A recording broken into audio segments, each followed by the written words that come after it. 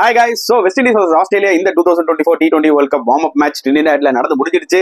இதுல west Indies 35 runs வித்தியாசத்துல win பண்ணிட்டாங்க மக்களே. இது ஒரு ஹை ஸ்கோரிங் கேம். சும்மா தாறுமாறா இருந்துச்சுன்னு தான் சொல்ல முடியும். டாஸ் வின் பண்ணி போலிங் எடுத்தாங்க ஆஸ்திரேலியா.